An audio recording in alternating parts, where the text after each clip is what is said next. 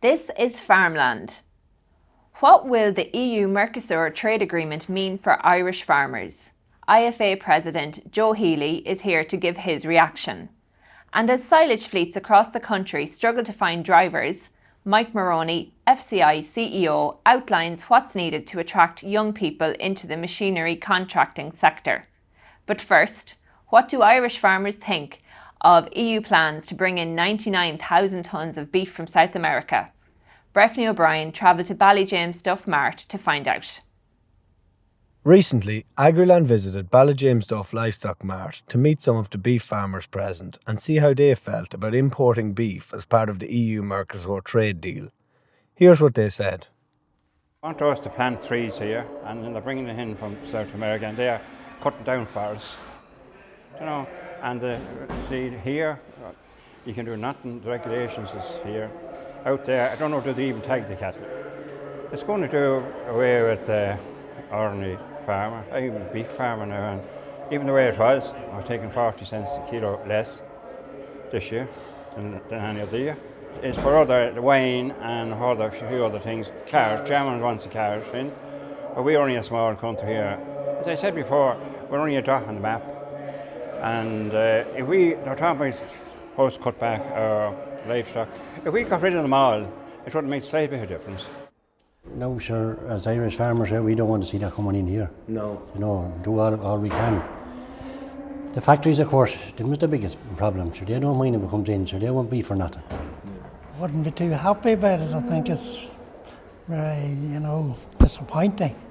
Well, I think it'll have a very negative effect, and also that, there's been a lot of work done here on good breeding of beef cattle.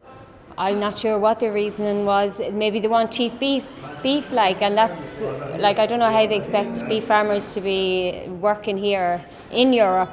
The cost of beef is going to go down again, and we're already struggling as beef farmers. I was disappointed. I felt it was a disappointing situation for the beef farmers here. I reckon that it's going to have a knock-on effect and pull back the price of good cattle here.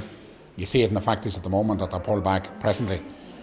So it's going to have definitely a knock-on effect. Now they're saying it's only 1.25% of the production, but it'll still, I think, have a knock-on effect on good quality cattle here. I would prefer to eat Irish any day, obviously, because not enough homegrown. What else would you go for? Support your own. So it's absolutely crazy what's happening. They're doing away with forests in Brazil, and they want us to plant here in a small island. It's ridiculous. Any politician is encouraging it, he's not up to it at all. We're joined now by IFA President Joe Healy. Joe, thanks very much for coming in to us. So Joe, a political agreement has been reached on the Mercosur deal. There are winners and losers. The big winners obviously being the car manufacturing industry in the EU, pharmaceutical sector, the machinery sector. The losers being the beef farmer of the EU. We're looking at 99,000 tonnes coming in from the Mercosur bloc, Argentina, Brazil, Paraguay, Uruguay. Farmers are shocked and infuriated by these developments. What's your initial response to what has happened to date, and when did you first find out about it?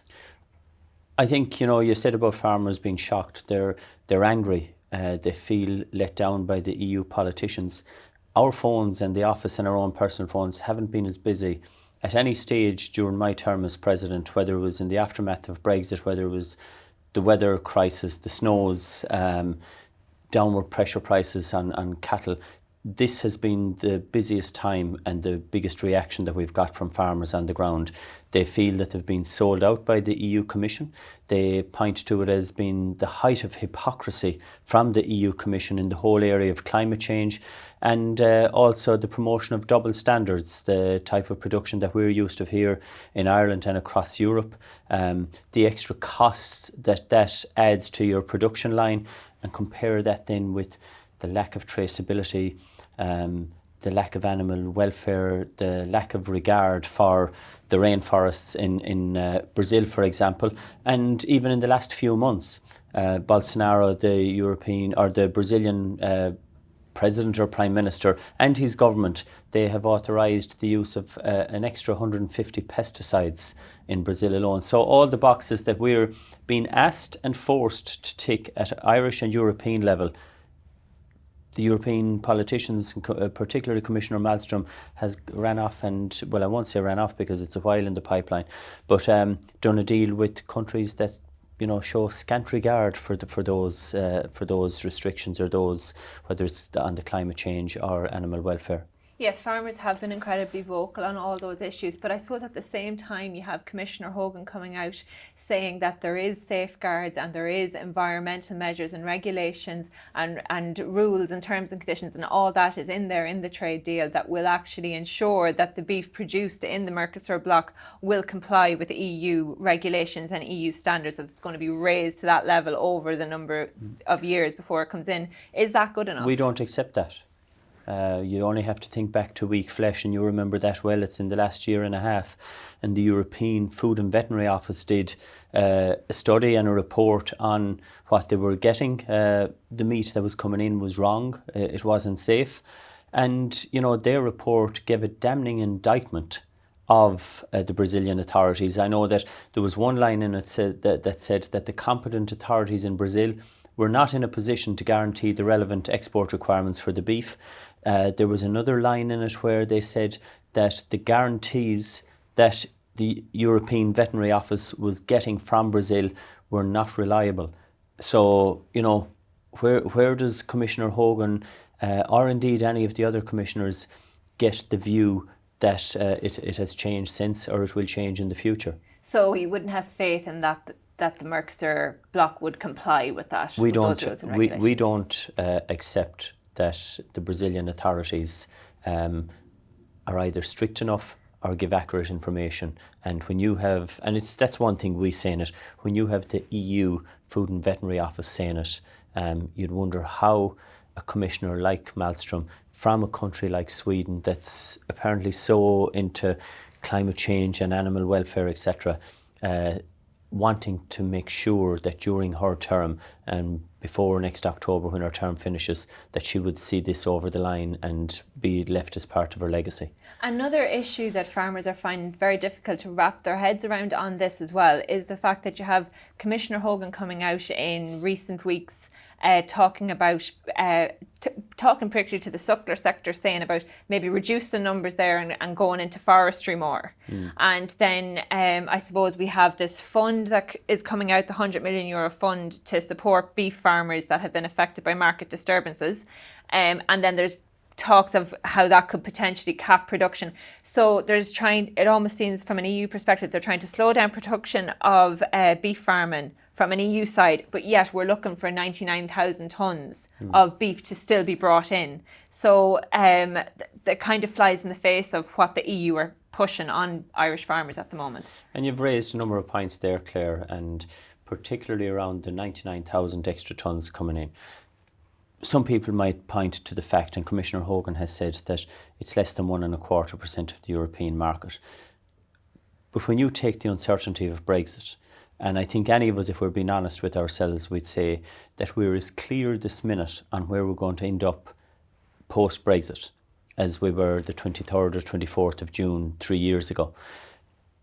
If that deal goes wrong, if there's a no deal, if the UK are outside of the EU and not trading with the EU, there's the potential there for 1 million extra tonnes not to have a market. You put this 99,000 tonnes, that's an extra 10% on top of it. So I don't know where that market is going to be. People would say to us, it's time, to look beyond the UK. All Irish efforts in relation to the agri markets has been outside of the UK for the past 3 years. And the UK has just rolled along itself. And I think what's very telling is that last year, our agri-food exports to the UK went up by 2% from 35 to 37%, even though whether it was the Minister, the Department, Bord Bia, all the efforts were at looking at countries outside of the UK. So I think with the uncertainty around Brexit, it was reckless and it was wrong by the EU Commission to pursue this deal with Mercosur.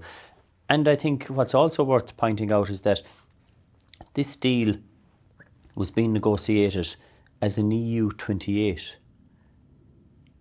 We're going to be an EU27. And instead of it being reduced from the 70,000 tonnes, we have seen her initial offer, which was made far too early in the negotiations, we've seen it actually increase to 99,000 tonnes. Now, you know, Commissioner Hogan, and he'll be right when he'll say that the Mercosur countries wanted a lot more than 99,000 tonnes. He fought hard to keep it below the 100,000 tonnes, but for farmers, 1,000 tonnes would have been too much coming into a market that's already under pressure, that's already more than self-sufficient, and that looks likely that to be increased by 16% over the next couple of months maybe. So, in the last few weeks we had the Taoiseach, we had the French President, the Polish and the Belgian Prime Ministers writing to the EU to raise their concerns on this deal. Since then, President Macron has actually said the French are happy enough with the demands of the Mercosur trade deal. The Taoiseach has said that the government are going to assess the potential impact of it. It looks like it's going to go ahead, and Ireland may not necessarily have a veto. So what's the IFA going to do to fight for farmers on this? I think that in relation to what Commissioner or President Macron, I think he might have known. Maybe you say I'm a cynic now, but I think before he signed that letter stating that until Brazil would accept the Paris Agreement, that he wouldn't support it. I think that he probably knew that they would accept the Paris Agreement when he put his name to that letter. On the flip side of that letter, we got a letter last week when we were in Brussels, or the week before last, to meet Commissioner Malmström's head of cabinet. And we got a letter that day, and it was signed by Angela Merkel. It was signed by the leaders from the Netherlands, Sweden, Portugal, Spain, Latvia and the Czech Republic, urging President Juncker to see this deal through without delay. And you could look at different ways. You could look at Portugal and Spain. They have a close affinity with Brazil and Argentina. Angela Merkel wanted sales of cars. She wants to safeguard that. The Dutch guy, Rutte, might be looking at the ports there, an extra business coming through the Dutch ports.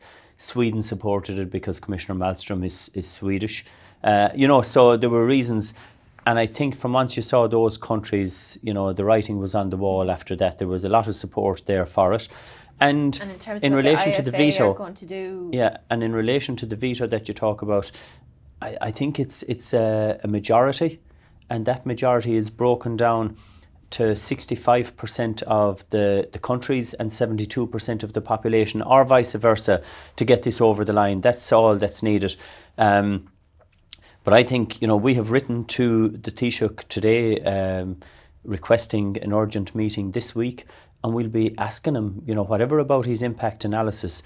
The impact analysis may show, the pharmaceuticals, for example, in Galway City, in Dublin City, Cork, Limerick, that it'll be positive for those, and that will probably outweigh the losses in the beef sector. But you're talking, if you want, when we talk about a European Union, we talk about family farm model of agriculture. We talk about keeping rural areas alive. We talk about not having to spend an hour and 15 minutes in a car going from Athenry into a job in Galway. And we're talking about having enough to be able to play 15 on the under 14 team. Mm-hmm. And that's what we're talking about. We're talking about livelihoods. We're also talking about keeping a sector alive that underpinned this country when we were on our knees. When every other sector was losing jobs, moving out of the country, agriculture was the one constant. We're talking about a sector that has continued to increase its exports year on year, every year for the past 9 or 10 years. Last year we were at over €13 billion of agri-food and drink products from this country, going into 180 countries around the world. And we're talking about safeguarding the backbone of that sector, which is the beef and livestock sector, because they're carried on in parts of the country and on farms throughout the country and on lands throughout the country that aren't conducive to dairying or tillage or other work. And we're talking about families and livelihoods here.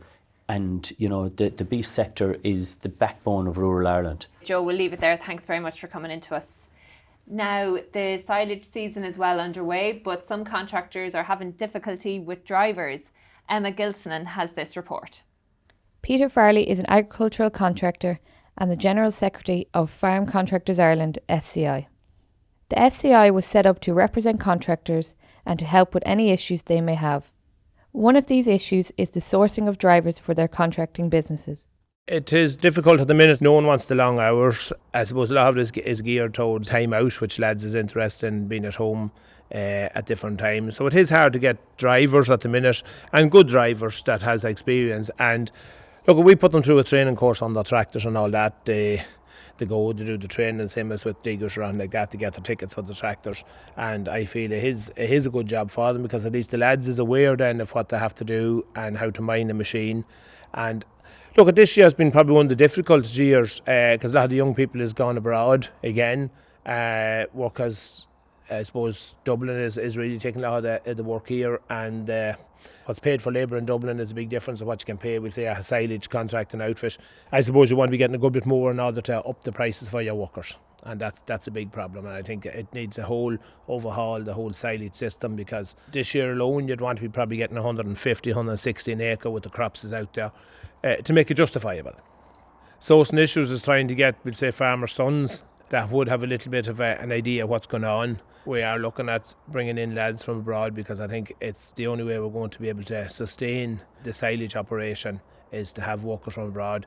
Look, there is contractors out there and they have local farmers working for them, but they only want them on the dry days. The wet days they're at home. For a full-time contractor, you have to pay them lads all year round. You have holiday pay and everything to take into consideration. So the price that's there for the agri-contracting work at the minute is not feasible for contractors to sustain and to keep their equipment in good order, and for a replacement down the road. The prices and all that needs to change, because everyone needs a good week's wages, and the lads working for a contractor is no different to anyone else. They should be entitled to as good a week's wages as anyone else, because the hours is long and they're good operators. The machines they're driving is so sophisticated, you need lads that has a bit of cop on and that's able to mind the machines. So look, there's jobs out there, plenty of jobs. In the agri-contracting business, there's over 10,000 people employed.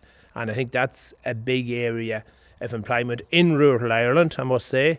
And I think the government needs to look more at doing something for contractors, because we need an apprenticeship. Because mothers and fathers are saying, look, young lad, go and get an apprentice somewhere, you can come back after if you want to. We need an apprenticeship system for our contracting game, because lads has to learn, and you can't learn in a week. It takes a while to learn to drive the harvesters and different things. So we need that apprenticeship there, and we're calling on the government to get that across the line for us. Mike Moroney, the CEO of the Association of Farm and Forestry Contractors in Ireland, is here with us now. Mike, thanks for joining us. Thank you, Claire. So, Mike, at the moment there's second cuts going on around the country, and as Peter pointed out in the VT, there's a lot of problems sourcing drivers. How significant is the problem of finding drivers across the country, and what kind of an impact is it having around the country on the ground? Well, it is significant in terms of availability of drivers, because what we're tending to find, and it's across a lot of other industries, and it's even across Europe as well, less people seem to want to drive tractors and machinery than in the past. Traditionally, we kind of felt that young lads would like to be driving tractors. There's a buzz attached to that sector, but there seems to be a change in mindset. And what's happening is that it's more difficult to get people who are willing to drive machines. And as well as that, it's even more difficult to get younger people with experience, because many of them haven't driven machines. And in some of the agricultural colleges, they have limited exposure to actually driving the machines. So whatever the experience they will get, they'll get it at home. So what would you say are the main drivers there to the fall off as to why this is happening? It's a difficult one to answer, but it is essentially a society change. And for example, we've come back this week from a meeting of CETAR, the European Contractors Association, and the contractors in Holland and in Germany and in France are all experiencing the same thing. So younger people now are spending less time doing vocational practical work, and they're spending more time on computer type work, and they haven't developed the skills, and even they haven't developed a desire to be driving machines in the same way as in the past. For example, if we take the Dutch example, the Dutch Contractors Association provides an information campaign not to third level and not even to second level children, but they actually into primary school children, explaining what a tractor is, trying to get children to be kind of comfortable, to be friendly towards a tractor, because what they find is that a lot of families don't want any association with this type of area. Now, we're not having the same experience as such, but it is a trend, and it's a trend throughout Europe. Less people wanting to drive machines such as this, even though, you know, your modern tractor has so much technology. You'd imagine that young people, guys in particular, would like to be involved in it, but they seemingly haven't. And I've often told the story about one of our members early last year, and he had a new tractor, a new baler with all the equipment necessary on it, all bells and whistles, etc., etc. And he was working in a village, at the edge of a village in North Cork. And he said when the field he was working in was right next to the primary school. And when he was working there, only one child came to the fence to look at the tractor and baler. And he said he compared that with, say, 10 or 15 years ago, when there would have been maybe 20 or 30 young lads standing there. There was one solitary child. And he went home to his wife and he said, I nearly felt sorry for him. The interest is completely changed. And what about the boom on the construction side here? Is that impacting on the farm contractor? It's definitely drawn some people away. You know, some people will move out of agricultural contract work into construction work because we have a boom, and it's evident, you know, in any of the big cities around the country. We don't have major infrastructural work like roadworks going on, but we've plenty of other stuff going on, and that certainly draws some operators with skills attached to it. It's a slightly different skill set in some senses. It is drawing people a little bit away. So what we probably need to do, and what we'd like to see, is that the skill of the driver, the machine driver, the skill attached to operating a baler, the skill attached to operating a combine, etc. And we've discussed it with our European counterparts. We'd like to see that raised to a new level, that there's a European certificate to acknowledge their skills, and that gives them freedom to move throughout Europe, but it also gives them a little bit more pride in the skill. I suppose we can't ignore payment rates as well, and the seasonal nature of the work. Anecdotally, people would say, you know, the contractors offer about €100 a day, but depending on the day, whether it's a fine day or a wet day, you don't know whether you're going to have work, and that day could go on for maybe 18 hours, which makes that €100 maybe sound less enticing. Are there problems there in terms? How would you describe the issue of payment rates? Is that a disincentive? It's not an easy one to answer in a sense, because what we traditionally in the industry, what drivers were quoted was a net rate into their hand. So when the contractor is employing a guy, traditionally they've been saying, for example, €500 a week or €600 a week or whatever the figure was, as a net figure. And we need to move them away from it, mainly because the new payroll system that came in January requires, you know, essentially real-time reporting of wage payment systems.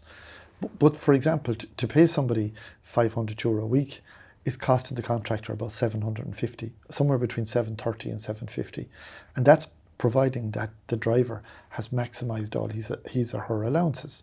Now, in a situation where they don't maximise the allowances, the cost of the contractor is even higher. So if a contractor, or any other employer for that matter, quotes somebody a figure of €500 a week into your hand, you need to know how much that's going to cost you. So while that might appear as 12 or 13 or whatever euro per hour net into the guy's hand, it's in fact probably costing 17, 18 euro to contractor because of our tax system. So this year has made it people more aware of it, because the new payroll system, particularly as it applies to seasonal workers, has been a bit of a challenge for a lot of people. The FCI have been looking for an extension to the work permit to allow seasonal operators to come in from New Zealand, Australia, South Africa. Has that extension been granted? Have you made progress with that? Well, it hasn't been granted, and there's been a working group set up to discuss it and to look at opportunities and look what's necessary, look to see what can be done on it. We've had, you know, the system as such is that a driver from another country can come in here on a holiday type visa, but it's quite strict in terms of making sure that the person does have a holiday component to it. The reason it kind of comes into focus is that a lot of Irish guys go to New Zealand in particular, but also to Australia. But for us, what's significant about it is because drivers from Australia, New Zealand in particular, and from South Africa are using very similar technology to what we are. You know, it's not like the dairy industry where you bring in a guy to milk cows And essentially he's walking from where he lives to the milking parlour and back twice a day. That's not what we can't put a guy up on a tractor and a baler and send him out to the countryside, without having some knowledge of the language, without understanding the machines already working them. So the farming system is very similar in New Zealand to what we have here. We have a lot of Irish guys going to New Zealand in the off season. They have a lot of that experience, and we are saying perhaps we can replicate it in the reverse and get some New Zealand guys with experience in it. But I have to say, it's a little bit more difficult because, for example, if I went to New Zealand tomorrow morning, my employer could get me a van or a car to drive around to see it. But in New Zealand, for example, and not to complicate it too technically, if you buy a car, your insurance is deducted from the price of your fuel. Whereas here, if I was the employer, I would have to insure this guy or girl from New Zealand. So my insurance cost alone could be 2,000. So it's not, we're not comparing like with like. It is a challenge. Some people have done it, but the skills are there. So in the short term, the solution is to look outside Ireland. Finally, Mike, just one quick question on, you obviously represent not just the farm sector, but the forestry sector. There's a lot more drive there in terms of expansion on planting. In the future, do you see a lot of opportunities there on forestry contracting side? Is that an area that's opening up? It is an area that's opening up. We also have to be aware of the fact that we haven't achieved our planting targets. So while the desire is to plant more forestry, if we look at 2018, for example, we were well below the targets that were set by the department. And, and in some areas, there's local, people are not really happy to have whole areas of forest. For example, the Leitrim situation is very obvious. Yes, there are opportunities, and there should be opportunities for contractors for work in the non-season, in other words, mainly to do with thinning type work, etc. And some are already actively involved in it. But to go to the higher scale where you have forwarders, forestry harvesting machines, the investment involved is very significant. And therefore you'd need large areas. But currently at the moment, the biggest customer is Coillte, which is a state body. And in a sense, they dominate the market in terms of they engage most of the contractors and they pay them. And it's not exactly an equal type arrangement in terms of customer and contractor arrangement. Okay, Mike, we'll have to leave it there. We're out of time. Thanks very much for joining us. That's it for this week's show. If you have any comments or story ideas, please reach out to us on any of our platforms. We'll be back again next Thursday. See you then.